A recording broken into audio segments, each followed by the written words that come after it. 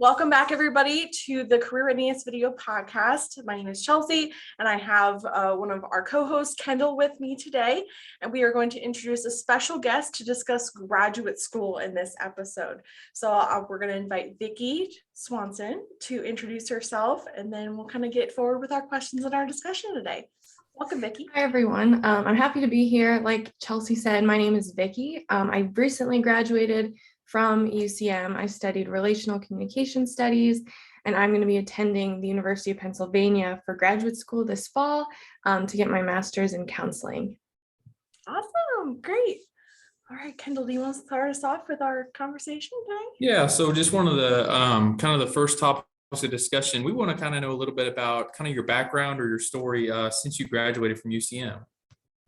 Yeah, so my story of like how I got towards grad school or just my undergrad story. Yeah, either way, whichever most influences you and moving forward with that. Okay, cool.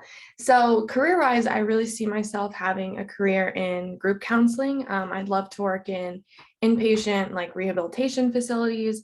So that was something I really started gravitating towards throughout my time at UCM. I studied relational communication, and I realized I wanted to get more into the mental health field. So grad school really became like a necessary next step for me. So over the last year, a lot of my focus has been towards seeking out programs and applying, and led me to finally choosing a place to where I'm going to be moving this fall to Philadelphia to actually get started with my graduate program. Awesome. It's interesting because you kind of segued into our next question already, which is like, it sounded like graduate school wasn't always the main focus for you. At least that's what I interpreted. But how did you decide that you wanted to go to grad school? I know that you said the mental health really kind of pushed that towards that direction. So how did that kind of come about for you? Yeah, so when I came to college, like started with my undergrad, I wasn't entirely sure what I wanted to do. So I picked a major that was sort of broad and that I thought it would kind of prepare me for anywhere I might want to go.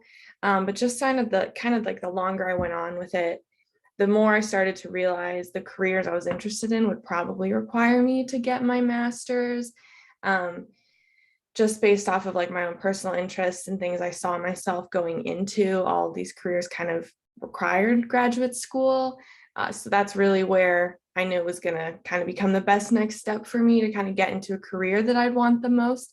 But for a while, I really had no idea whether or not I wanted to do it. And it wasn't until I started researching programs, started getting excited about different grad programs that I knew like this is what I wanted to do, and that I really felt comfortable about actually taking the next step to going towards grad school. Awesome. When did you like start that process? I know Kendall will kind of ask similar question to that, but like when did you start thinking I should probably look into this to see if it was a thing for me? So I had it was a bit of a roller coaster with my journey towards grad school. In the spring semester of my junior year, so I had like a year and a half left before graduating, I was looking into grad schools and I couldn't find anything that I thought I'd want to do. And so I decided like, I'm not ready. I'll just take a year off after my senior year. Like maybe I'll go to like a volunteer thing or just get a job, because I did not feel like I was ready. And then in the fall of my senior year, I didn't find any like experiences for after graduation yet that I wanted to do. So I was kind of lost.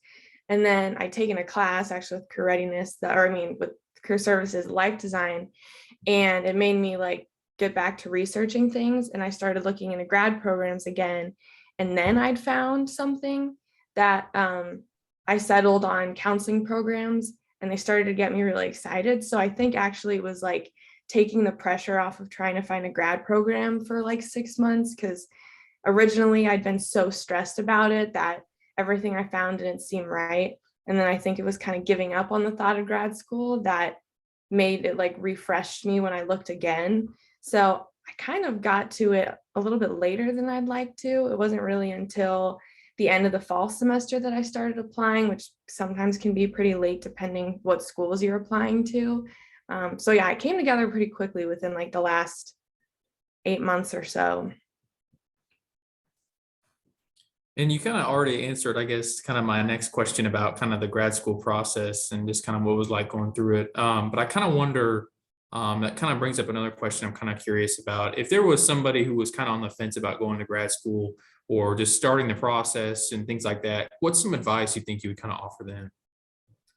I would definitely just say like to do as much research as possible within like multiple areas. So first I had to kind of be sure on a it can be kind of difficult because if you're not entirely sure on a career, but you think grad school is right for you, it can be difficult still in like finding a program because grad school is even more specific than getting your bachelor's.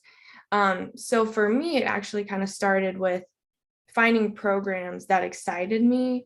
I would just look at, I like made a list of different careers I could see myself in. And for me, it was either teaching in higher education or counseling. And so I was just looking at programs like everywhere. And I clicked on a lot of like the course program lists and just to see like, do these classes interest me? Are these things I want to learn about? And then I just saw like different like professional development opportunities that these schools offered and a lot of grad programs on their like profile pages, I guess they'll talk about like where students from this program end up. And then those things, if they interest me, I kind of started researching those careers to get me excited. So if someone's considering going to grad school, I would say like just to search for what gets you excited. Look for programs or classes or careers that make you feel excited about doing them. And if you're not finding it, it may not be time to go right away. But I guess the good thing about grad school is that it's not really like a time limit on when you can start. So you can always take some time to still keep figuring it out and then go later because it is a big investment, like financially and then time wise. So I don't know, just being patient with yourself and just trying to find something that gets you excited and not forcing it. I think that's awesome advice, Vicki. So it sounds like your timeline was pretty rushed. So I'm kind of interested in knowing, so especially because you casted a wide net, you were trying to figure out all these different things for all the schools that you were considering, especially outside of Missouri, because I know that of course you're moving from this region to Pennsylvania. Were there any kind of criteria or different areas of things that you considered when you were trying to figure out what schools you wanted to go to, or even ultimately like what you chose to attend? Yeah, so actually one of like the biggest pieces of advice I would give for people in choosing grad programs is establishing like hard criteria for yourself of what you're looking for. So like for myself, the course list, like the methodology, like for me, I wanted a school that used like a cohort model and had like smaller incoming groups where you stay with the same students for most of the time, like professional development opportunities, because the field I'm going into includes a lot of like practicum and clinical hours. So I wanted to go somewhere that they had opportunities in like field settings that excited me. Location, I wanted to be like in a bigger city and kind of get out of where I've been. So that was on there. So those are just some examples, but like cost can be an example of a criteria you have and whether or not a grad school is right for you. But yeah, for me, I kind of had a list of things and then I tried to find schools that really ticked all of those boxes the best. And that meant that I ended up only finding like 3 programs I was really serious about, which I'd been told like kind of the like good zone for applying is like 3 to 7-ish or something. And I was kind of on the lower end of that. But I decided like I'd rather apply to places I'm very serious about going than just applying to places because I feel like I should. But yeah, I definitely like had some kind of, I wasn't super like on where I was going. Like I was open for a lot of things, but I had some like non-negotiables that I wanted about a program that I would go to. So it's important to have those. So it sounded like one of those non-negotiables was that cohort model. Is Mhm. that so? Can you speak a little bit more about why you found that important and kind of what that is? Because some people may not understand what that is, especially because we don't really see cohort models as much in undergrad. Yeah. Yeah, so with cohort models, it's becoming pretty common in grad programs. where they're getting a little bit more like selective and just smaller. But a cohort model just allows there to be a lot more relationships between classmates and between students and their instructors, because you're working more with the same group of people. When I had a great undergraduate experience, but I was in a major that was kind of big, and I wasn't with the same professors a lot. I wasn't with the same students a lot. And in the field I'm going into, being able to just have like stronger relationships with my peers and with my instructors is going to be really important, because I'm getting into a really heavy interpersonal field. So I wanted like a smaller feel, just where you can just build better relationships within the program. But another thing with cohort models is when you start a program, like your chart is, or your path to the end is a little bit more charted for you. Like it's pretty clear on the exact classes you have to take in a specific order, which if you know what you're getting into beforehand is a positive. Like it's not something that necessarily in an undergraduate career you would love if you're being forced to take 120 credit hours in a certain order. But for a master's, when it's like a 2-year-ish time frame, it can be helpful. So it really just allows you there to be better, like just a lot more like individual focus between professors and students, and you just get to know the people around you more. It's like a tighter knit learning experience. That helps a lot. Thank you. Mhm. And just kind of moving on to this kind of a different side of things, something to really just kind of consider as you're kind of going through that decision of grad schools. Tell me a little bit about what the interviewing and choosing process is, kind of going through that. Yeah. So for the programs I applied to, there were a couple steps. So when you started your applications, you start with you send your resume, like a general application. You send like in an essay, and then some schools require exams, but most grad schools are moving away from that. So I only had like one school that required me to take an exam. So that is like the first part of the process. There was a deadline for that, and those deadlines are usually in either like late fall or early spring semester. So that's something where like when I had other peers I knew who were applying to grad school, we were all kind of shocked with how quickly those deadlines were. Because sometimes when you're like, if you're in your senior year, you haven't even decided on grad school yet, but like the program deadlines roll around fast. So that's just something to be aware of. And then it was like sometime after, usually it's within like a month or two of the deadline, they'll send out invitations for interviews. So they'll like narrow down people from the main application who they want to interview. And then from the interviews, they usually decide who they want to offer it to. And my interviews were group interviews, which I think this might be program specific. I don't think all grad schools, like all programs do this, but for me, I was interviewed in groups of other students who were also applying.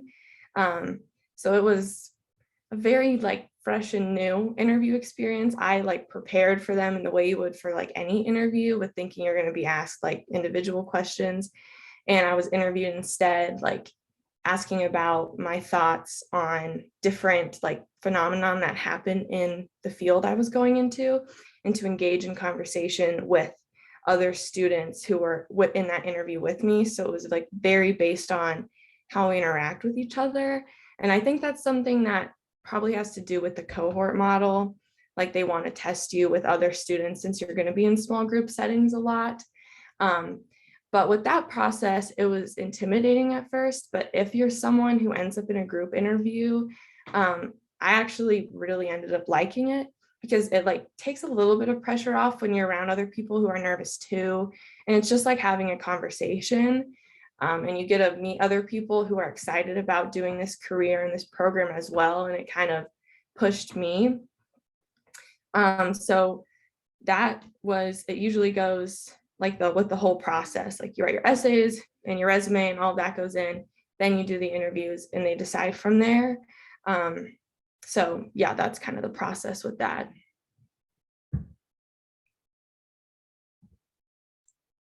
I wouldn't even mute.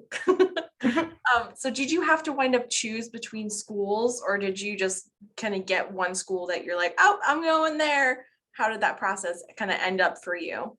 Yeah, so I was really fortunate in that I was able to visit the 3 schools I applied to. I know that's not always an option, but if you like have an opportunity, especially if you're moving, like you're going to be in person at grad school, I know online is also a big thing people do.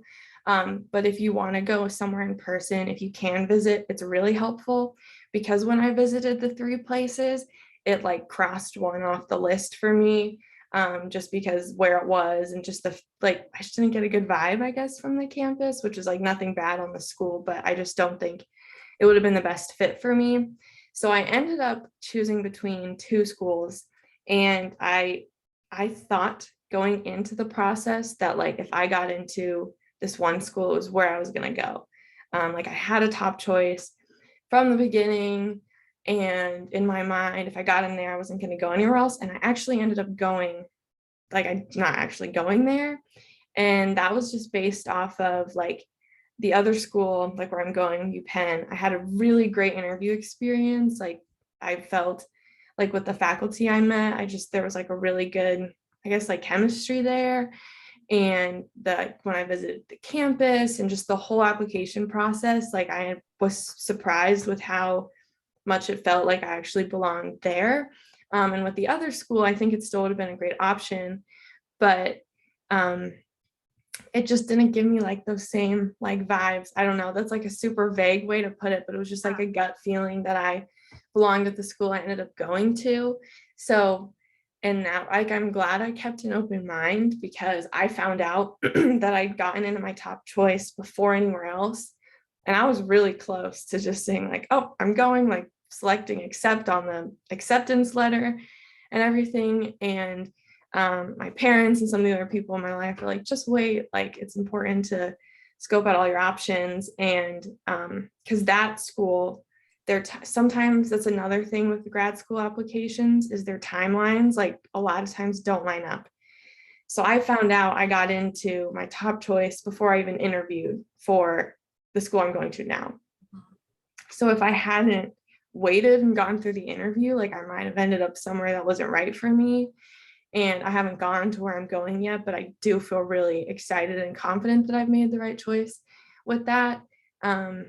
So I ended up having to choose between 2, and it surprised me because I didn't pick the one I thought I would. So I guess it just goes to show that like a program on paper may not always be like, may look like the best one for you on paper, but I think that's why it's important to try as much as you can to like engage with people from the university and go visit, because those factors can like weigh in way more than just like seeing it on the computer. That's interesting. That takes a lot of personal strength to kind of refrain from like, I'm just going to go all in and jump in and take that leap.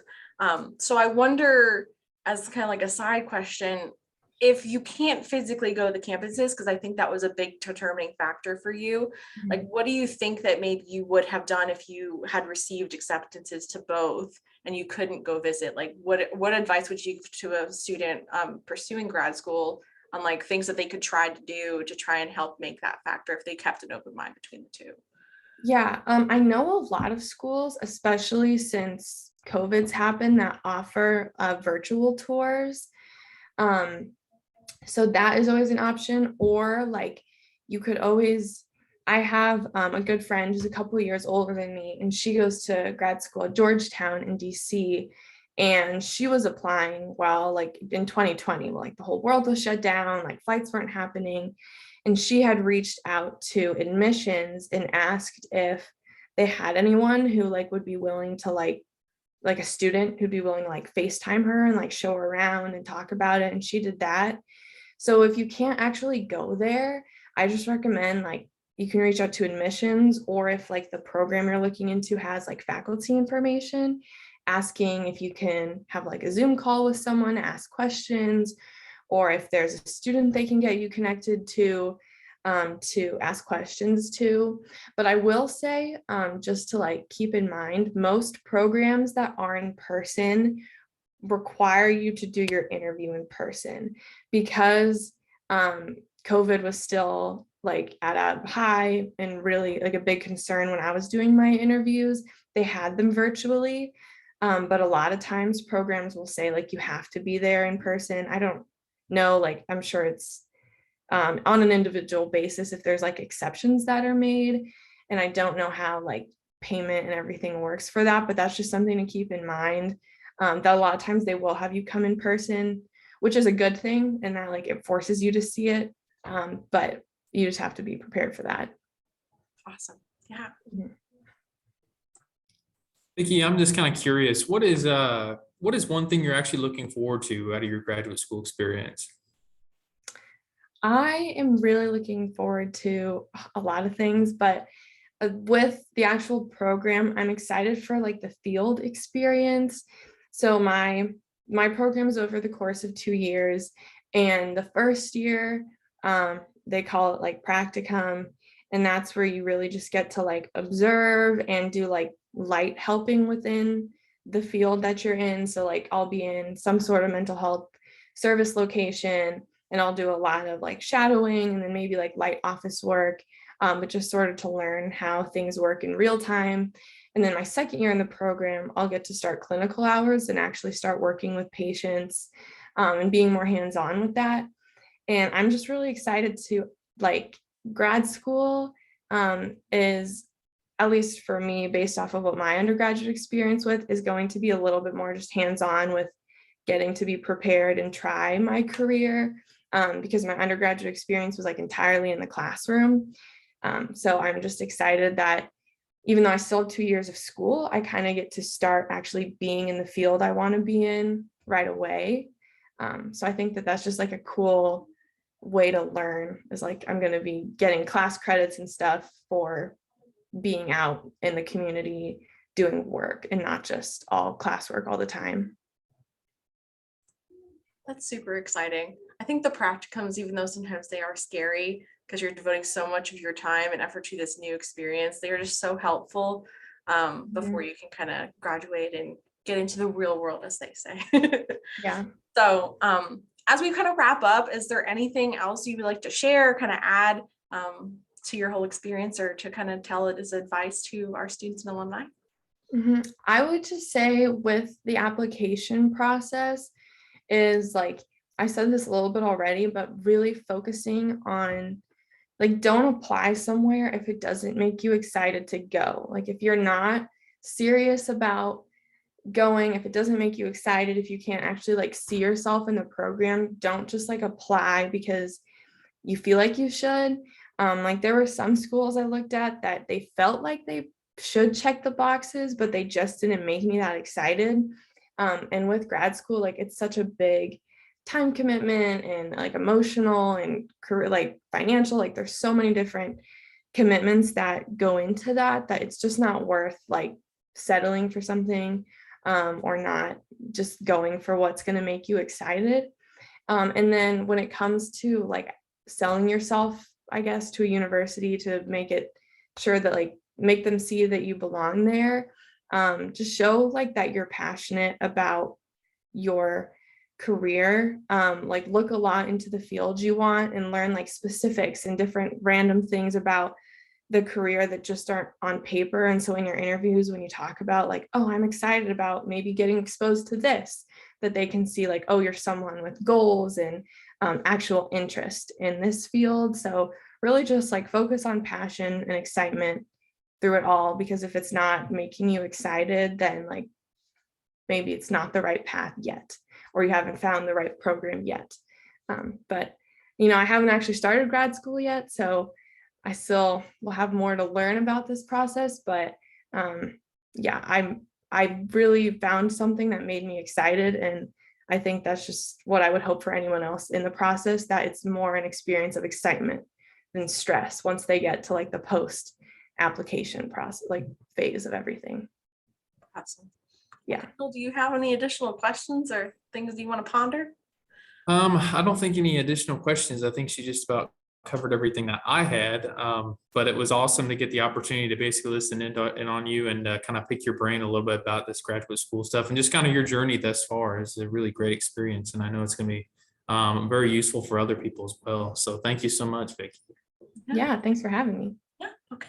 So again, thank you, Vicki, for being with us. We're going to close out now, but thanks everyone for listening. And if you want to get connected to Vicki, can we find you on LinkedIn? Yes.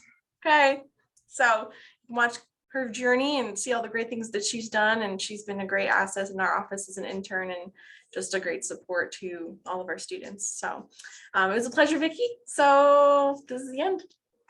Thank you.